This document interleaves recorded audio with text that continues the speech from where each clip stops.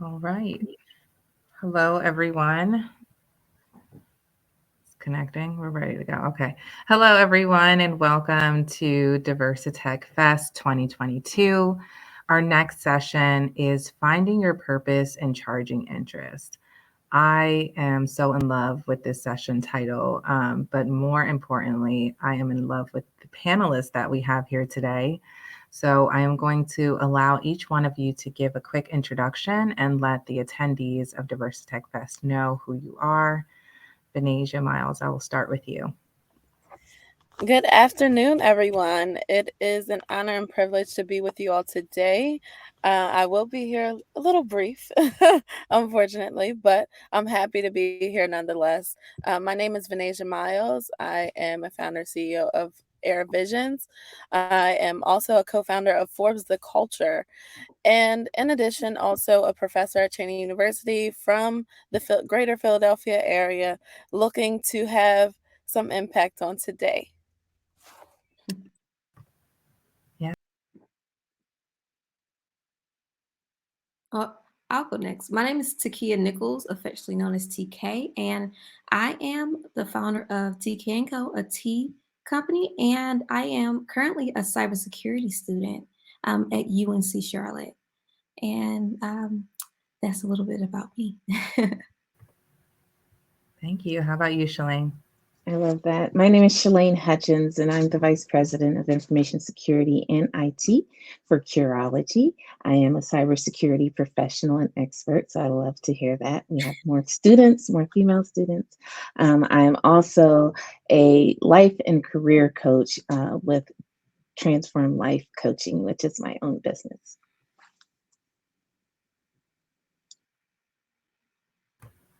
Okay, so let's get into it.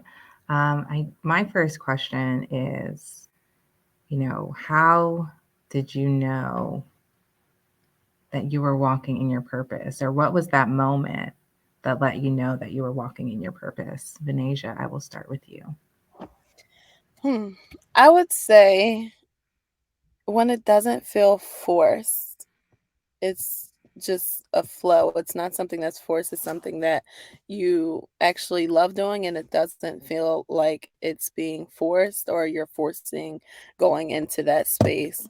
I'm also very faith in God first. So just being in alignment of saying, okay, okay, God, this is what it is that you want me to do. So um, that's pretty much how I have found it and how I continue to walk in purpose. Let's elaborate a little bit more. What do you feel like your purpose is? Impacting people, impacting people through giving, through serving, through leading, all those things. Just being able to build community and pass the baton, allowing for others to find their purpose and also build within what it is that God has ordained within their lives. Yes, I love that. And I'm just going to go in order down the line. Shalane Hutchins, how did you know that you were walking in your purpose, and what do you believe that your purpose is? Yes, very similar to Venetia. But how did I know? I didn't know. It took me a long time to do a lot of self discovery, a lot of trial and error, a lot of living, and just finding out more about myself. So, doing a lot of internal reflection and internal introspection before I was able to discover my purpose and who I am authentically, and really being able to embrace my authentic self started to highlight the things that I was not paying attention to before, the things that I did naturally that came easily to me. It was just a one off in my brain before I realized, oh no, this is your gift. This is your purpose. And now that I recognize it, being able to witness the impact that I'm able to have when I show up as my authentic self. And I believe my purpose, or the three values that I live by, is to empower, encourage, and love people. So when things don't align with those three values, then I know that I'm a little bit off kilter and need to, course correct. Yes. Can you mention those three things one more time so we could drop Yes. that? It is empowering, encouraging, and loving people. Mhm. That is my purpose. Yes, I love that. Thank you so much for that. And Takia, how about you? It took me failing multiple times to catapult me into my purpose. I tried a whole bunch of things, and I'm a creative at heart. So just because I can do it doesn't mean I should. And so it took me learning that, making bracelets, making this, making that. But then I realized what I love and what came easy to me, which making tea, which came easy to me, and it felt like therapy, and I could do it with my eyes closed. And then one day I was like, you know what? I grew up watching my dad make tea and I would do it all the time with him. And so I just tried it. And then I saw the smiles on people's faces when they ate, but they drunk it and I ate it. When they drunk it and all stuff like that. And I was like, oh, you know what? I'm going to do that. And I did it and it's been effortless. And so I realized it took me failing to catapult me into that. And so that's what it was. Yes, I love that. I feel like we rarely share, the failures that we have in trying to find our purpose, and live a more purpose-driven life. And so I will get into the failures a little bit later, but I definitely want to know kind of like what changed for you that moment that you started to, focus on, okay, this is my purpose. I'm going to focus on this. What changed in your life once that happened, Venetia? Knowing my worth, I would say, and more from a confidence standpoint, and then also just knowing the value that has been instilled within myself. And just, I would say the change would be the price goes up. Since you're saying charge your interest. So through that, at times when it comes to knowing your worth, sometimes people don't always find that as something that's easy, or it's usually done in hindsight. But I would say that you have to be able to communicate your wealth and your value so that others see what it is that you are worth. It's one thing that they say, okay, this is what they feel you are. This is the standard that they hold you to. But what's the standard that you have set for yourself in order to say, this is what I'm worth? And I'm coming to the table confidently in order to communicate what my value is. So I would say that's the way that I look at the change of what has happened, and it's continually happening within the purpose. That's so similar to what Shalane and TK has mentioned. It's just it's always moving, it's always going. Yes, I love that. And how about you, Shalane? Yeah, I just want to piggyback off of what she was saying is that um, it just starts with doing some self work. We teach people how to treat us, and when we don't value ourselves by the way we show up, then we're teaching people not to value us either, right? If we are constantly giving, giving, giving, or always the go to person to get it done without taking time to refill ourselves, then we're teaching people that it's okay to put more on our plate. And that's how they value us, and that's what they see in us. So when we learn, and when I learned to create and start supporting myself by creating self-care routines and caring for my mental and my physical, and creating space for me to just be who I am and who I naturally be. Then others started recognizing and also being comfortable saying no, or saying not now, or saying no, thank you, right? Being able to say no really shifted for me internally, and it helped me align with people outside of me on yes, I can, or no, I cannot, or creating those boundaries. So that was a big shift for me. And then once I was able to do that, more came to me, more was available to me. I had more to pick and choose from. I got to be more selective Instead of just accepting what anybody wanted to offer me, I got to pick and choose those things for myself. Yeah, that was good. And in addition, if I can, you said being able to say no, and that is so important. But not only just being able to say no, but being able to accept no. One Absolutely. one way that I also look at no, and I speak on this a lot, is it's next opportunity. Look at it as an Mhm. acronym, as the next opportunity, and fail forward. We talked about failures a little bit. Don't stay stuck in that space of failure. Move on past it. So that was good. Thank you. Yeah, and understanding what someone is saying no to, right? If someone is telling you no, what are they saying no to? Are they saying no to you? Are they saying no to the opportunity? Or are they saying right, not right now? And being able to share what you're saying no to when you're responding with a no. And sometimes people can accept it, but no is always a complete sentence, right? It's just, that's just what it is. Yes, I love that. Oh my That's God, I'm good. here for it. I know I'm a host, but I'm really sitting here as an attendee, really just taking all of this in because when I think about leading, a purpose-driven life and I give back to the Trabaja community, sometimes I have to realize like I need to take time for myself and say no because I'm important as well. And so boundaries, right? Takia, you were going to say something as well. No, I totally agree with what they are saying because what changed for me was building character. No, for me, builds character because a little bit of background about me. When I was 10, I was diagnosed with epilepsy, right? And I was told I would never drive, never um, graduate college, never drive or, do all this, whatever. So I graduated cum laude, high school, whatever.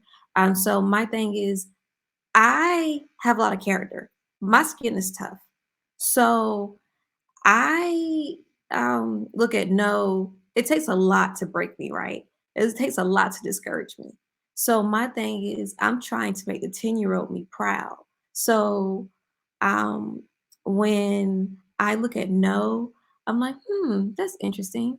I'm going to make the 10-year-old me proud and do more than you think I can do, right? And so it's like what you said. What are they saying no to? Because you told me no once, but I already proved you wrong. Now what? You get what I'm saying? So, um, what changed for me is like confidence. Like she was saying, my ability to create something that I love and learn something more, just like with cyber, like I'm learning more than I think. Like my brain is stretching like I never knew it could. I'm being tested like I never knew I could, but I'm also stronger than I was before I entered the realm. So it's like, interesting. It's just all about strength. But we all know women are strong. We're resilient. So just create something that you love and the ability just to stand in a room in front of people that you never knew you would be in a room full of. Because when you're in tech, you're gonna have to talk. You're tested all the time, and people like to see how much you know.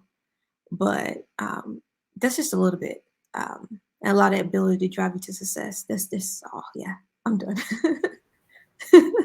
Yes, and I am here for it. And I feel like everyone is touching on things, and I want to like grab it and bring it back to the panel, but I know we're limited, so I'm trying to find the right message and the right questions to kind of lead this. I want to talk about failures. I think that's where I want to go. So next up is just, we always talk about being resilient, being women of color, being resilient, and how we're always taking these failures and making something out of nothing.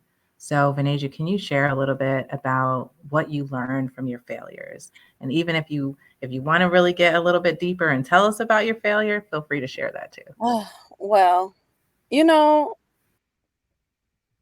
failures depend on how you view it. It's all with your perspective, I would say. So, like I said, with the failing forward, it's not something that I stay grounded in. I don't let it take root and take over me. So yes, we've all failed in aspect, but it also has a lot to do with your perspective. Um, so a lot of things I don't necessarily look at it as a failure. I look at it as a lesson. You know, it's a lesson learned.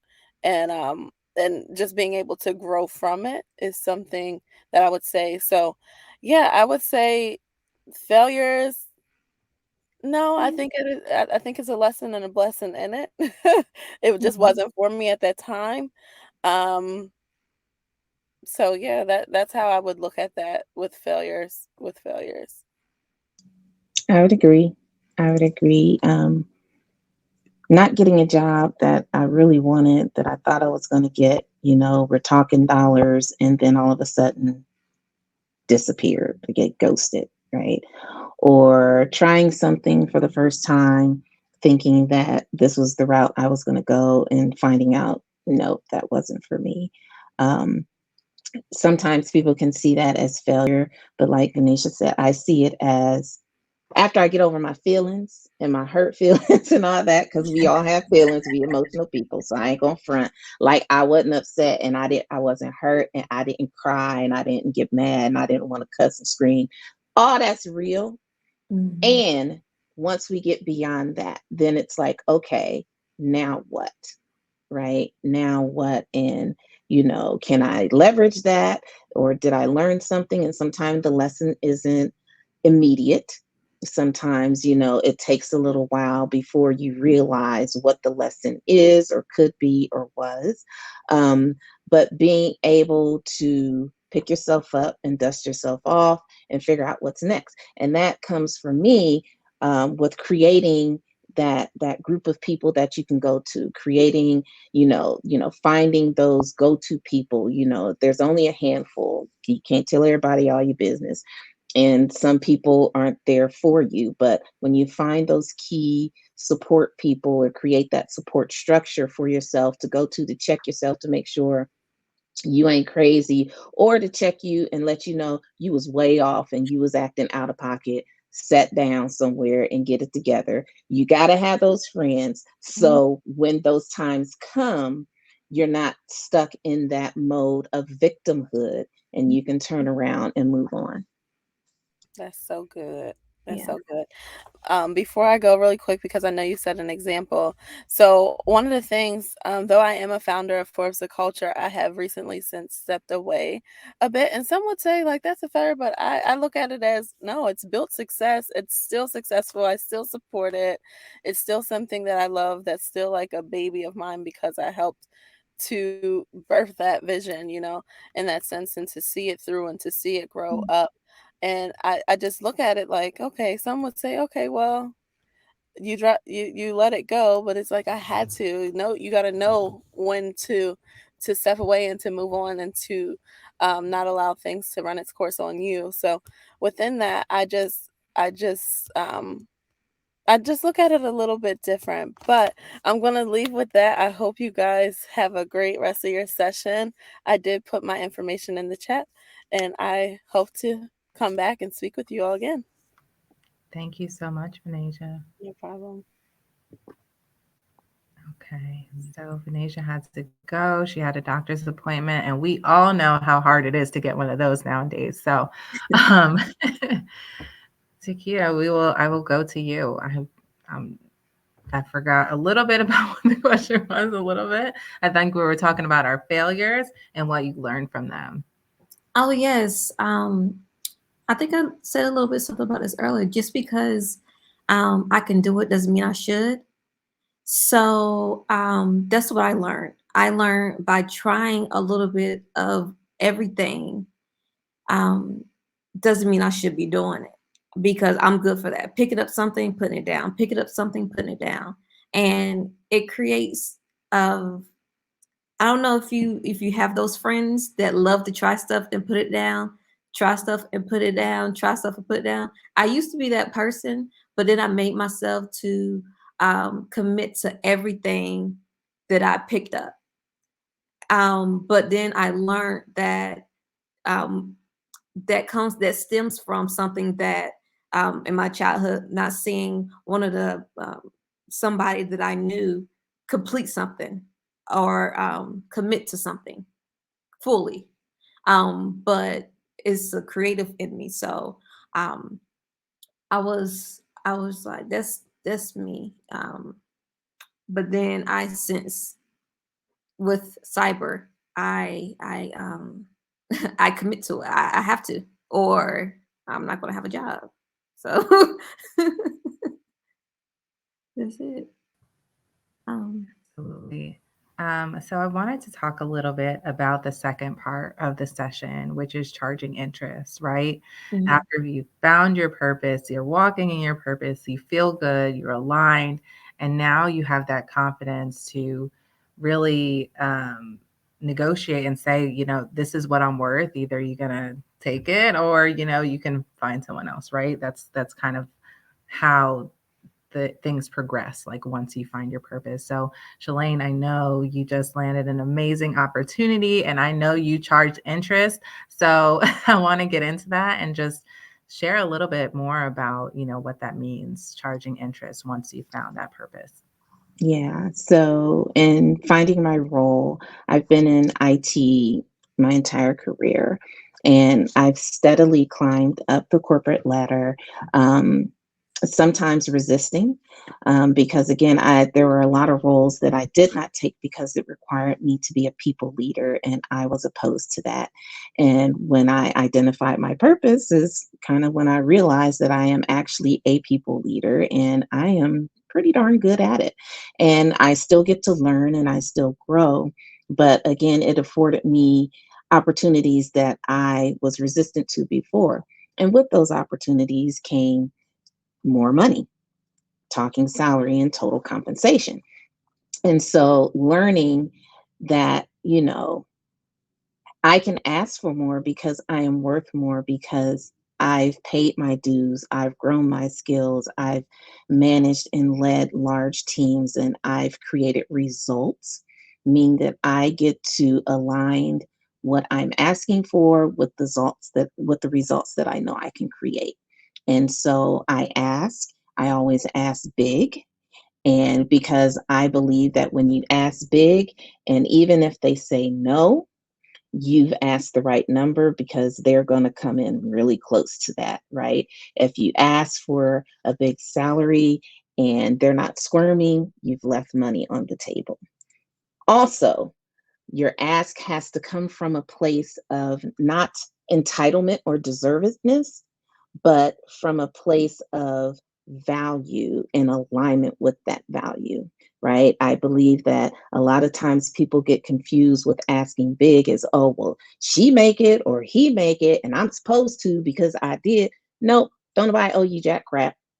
Nobody owes you nothing, right? But when you come from a place of, hey, this is what I'm able to create, and this is what I am worth, and this is what I believe my value is, in alignment with market research and data, then that's the conversation that gets to be had. And it's always a great conversation.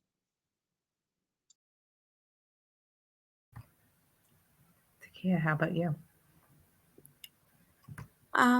My what was the question again? No I'm problem. reading the comments. Yes, it does get a little bit sidetracking, right? Like that's what I was doing too. So we were talking about the second part of the session about charging interest. And so when you walk in your purpose and now you have that confidence to be able to say, you know what, I know I'm worth more than this. When was a time that you charged interest? Are you doing it now? Just tell us a little bit more about that. When I realized that my um when I knew how to negotiate my salary, when I learned how to negotiate my salary, because learning to negotiate your salary can be hard if you don't know how to stand up for yourself.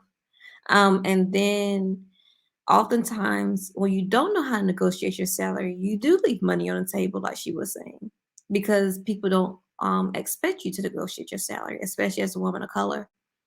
Um, so when I learned how to negotiate my salary, they was like, okay, then let me speak to somebody else, and then I'm gonna get back to you about the amount you ask. Okay, and get back to me. Then sometimes I would never hear back. But I think sometimes it takes courage, and it takes you really have to come in knowing what you want, what you expect, what you bring to the table, what skills you possess, because not everybody knows, a lot of skills. I mean, even if you're self-taught, you still bring a lot of skills to the table. So you can come to the table, still ask, even if you don't have the skills, just come in confident, come in, you know, even on my tea brand, like I knew my branding um sold itself, and I knew I'm a people person. I knew that I had a great taste in product. So um that's that's another thing. So if you know you have a great product and you know it tastes great, then you can add tax. And I knew that by growing my own herbs. And that's another thing. You can add tax just for that, because you can go to Walmart, they mass produce that stuff, so it's a difference right there. So that's another thing in itself.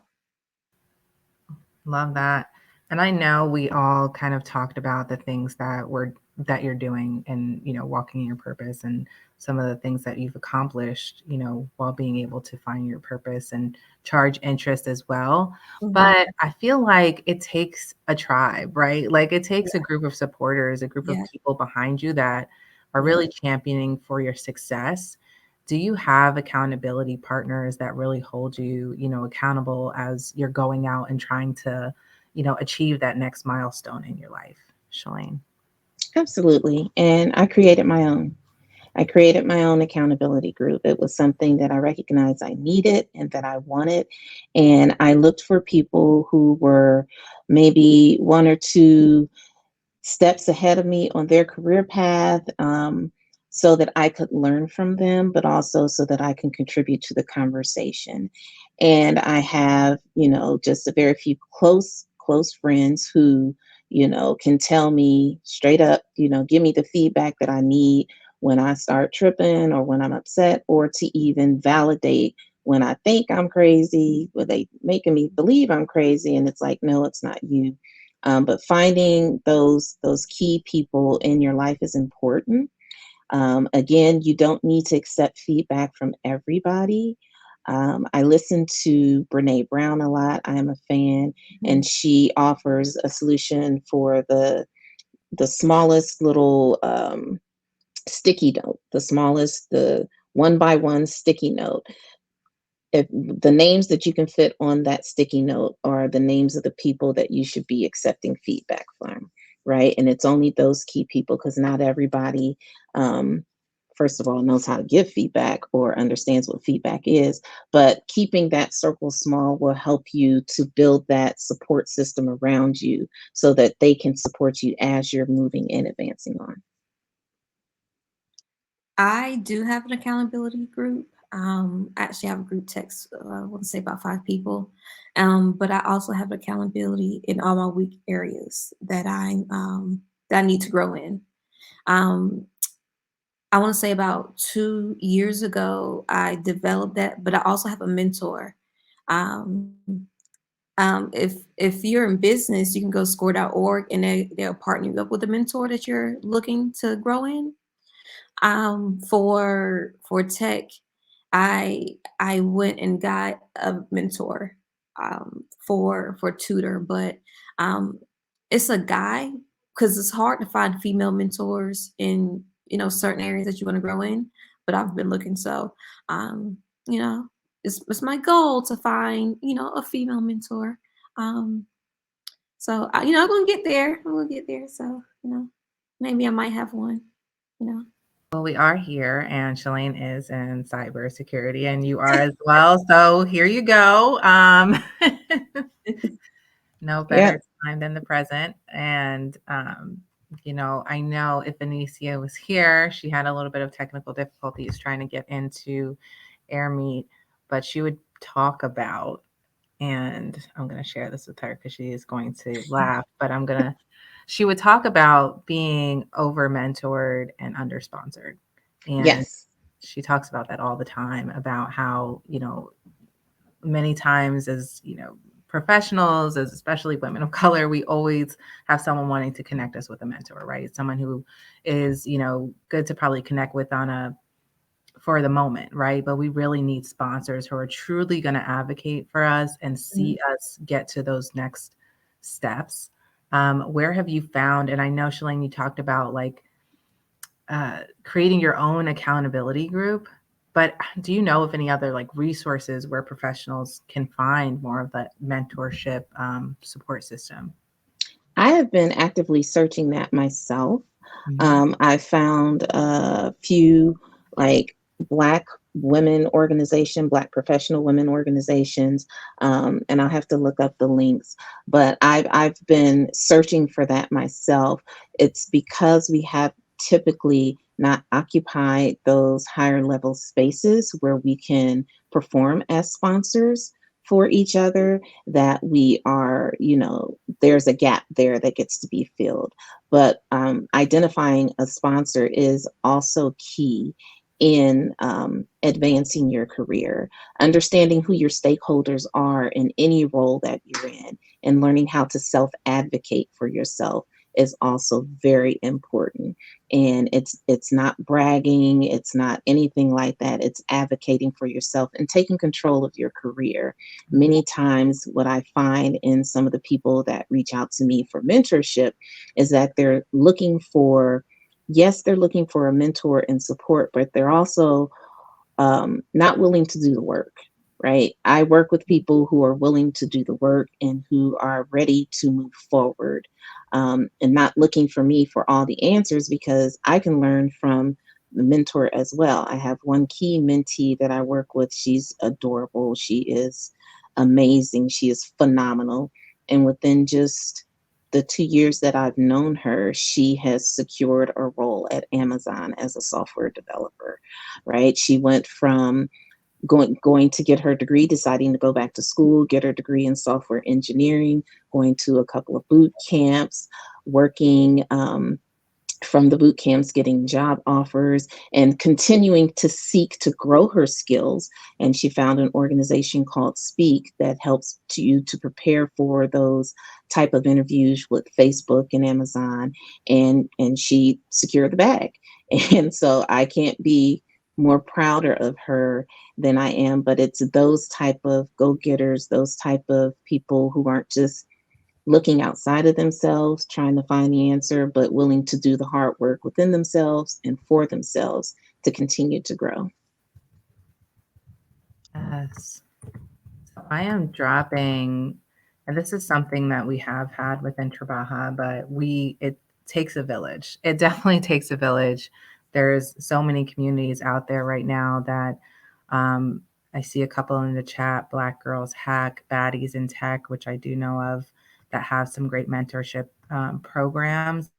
And so I just dropped a link to Trabaja's Trabaja Champions. So if you are a mentor and you're open to mentoring a professional within the Trabaja community, please just fill that out. It takes about 5 minutes, but we will give access to our community to that mentor list so that you can be able to connect with someone who is open to mentoring and championing for your success. So before we close out, I want to just allow each one of you to give a little bit of advice to the audience here today about how can they find their purpose. And I I, was going to piggyback off of what she was saying. yep. Black Girls Hack, they do have a mentorship program Mm-hmm. for women or men interested in cyber, and they also sponsor and they have scholarships as well um, for teenagers. So and a whole bunch of other age groups. So if there's something somebody's interested in, I guess they can check it out. You know. Love that. I'm trying to write all these things down so that we can provide the resources to everyone after this. Black Girls Hack. Got it. Okay. And yeah, Um, go ahead. I would say my word of advice is live unapologetically bold in your mission for yourself, and you'll do yourself a favor. Like wake up every day and you'll live boldly for yourself at that moment for your purpose. and you'll go far. That's beautiful. I would agree. In finding your purpose, keep searching, keep looking within. It's not outside of you. I promise you, it's not. Keep doing the work inside on you and taking care of you. The one little secret is as you start taking care of you, your purpose will reveal itself. Because once you start taking care of you and all the other stuff falls away, you will identify your purpose for you. So true. This was amazing. And I saw a couple of times in the chat that the audience said that this session felt like a big hug. And I feel that way. I feel like I just got a nice hug. I feel nice and warm inside. I feel confident and I feel like I'm on the right track. I hope professionals here also feel that way. And you also got some great resources and information about if you do need to secure a mentor or a sponsor. There's some amazing organizations out there and networks and communities that can really help with that. So just let us know how else we can be of service, how else we can be a resource to you.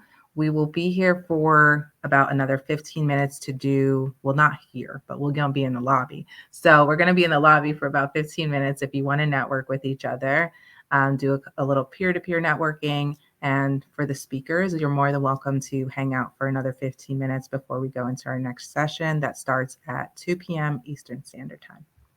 Thank you. See you later.